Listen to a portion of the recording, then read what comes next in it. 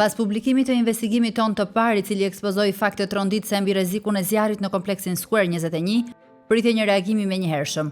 Kur jeta e qindra familjeve kërcënohet nga materiale të djegshme dhe mungesa e sistemeve të sigurisë, llogaridhënia nuk është opsion, por detyrim ligjor. Megjithatë, ajo që pasoi ishte një heshtje shurdhuese, një blackout i orkestruar mediatik dhe një paralizë dyshimt institucionale. Pse u izolua ky skandal me kaq fanatizëm? Kush po e mbron biznesmenin Armand Lilo? Muri i heshtjes, arroganca e Arlis SHPK. Në respekt të etikës profesionale, redaksia e Public Media i drejtoi zyrtarisht një kërkesë për shpjegime kompanisë Arlis SHPK. Pyetjet tona ishin të qarta dhe teknike. Pse u zvendësua leshi i gurit klasa 1 me poliuretan të djegshëm në fasad? Pse mungon sistemi i mbrojtjes nga zjarri MNZ në katet e nëndeshme? Si shpjegohet që banorët jetojnë në një objekt pa certifikat kolaudimi? Përgjigja: asnjë. Kompania zgjodhi injorimin total.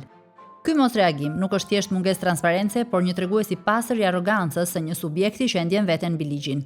Kur faktet teknike janë të pakontestueshme, strategjia e vetme mbetet heshtja me shpresën se stuhia do të kalojë pa pasoja. Sfidë shtetit.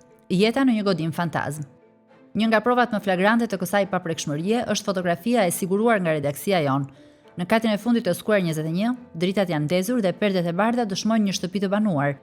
Aty, sipas burimeve në terren, jeton motra e vet ndërtuesit Armand Lilo. Ky detaj është thelbi i skandalit. Shkelja ligjore. Sipas kodit të ndërtimit, asnjë objekt nuk mund të banohet pa kaluar aktin final të kolaudimit. Mesazhi i biznesmenit. Duke vendosur familjarët e tij në një objekt teknikisht të papërfunduar, Lilo i dërgon një mesazh sfidues institucioneve.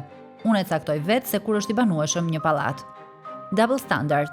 Ndërsa banorët e thjesht përballen me rrezikun e ashensorëve të pacertifikuar dhe instalimeve pa kontroll, familjarët e pronarit shërbejnë si mburoj vizuale për të fshehur dështimin teknik të projektit. Censura e llogarisë bankare. Pse ky lajm nuk u pasqyrua në ekranet e mëdha apo portalet kryesore? Përgjigjja është e thjeshtë: paraja. Industria e ndërtimit në Tiranë nuk është thjesht motor ekonomik, por financuesi kryesor i mediave përmes reklamave. Arlis SHPK blen heshtjen e redaksive me kontrata marketingu. Në tregun shqiptar, e vërteta mbi sigurinë e jetës peshon më pak se një faturë spoti publicitar. Mediat zgjodhën të bëhen bashkëpunëtore në këtë tragjedi të paralajmëruar, duke trajtuar misionin e tyre për hir të interesit financiar. Ku janë institucionet? Nëse media është e blerë, shteti nuk duhet të jetë. Megjithatë, IKMT dhe ISHMT nuk kanë kryer asnjë inspektim blic për të verifikuar materialet e fasadës. Prokuroria e Tiranës, pavarësisht denoncimeve publike, nuk ka nisur asnjë hetim, kryesisht për mashtrim teknik apo rrezikim të sigurisë publike. Bashkia Tiranë hesht për tjetërsimin e garazheve në njësi biznesi, një veprim që bllokon rrugët e evakuimit. Përfundim, një thirrje për zgjim.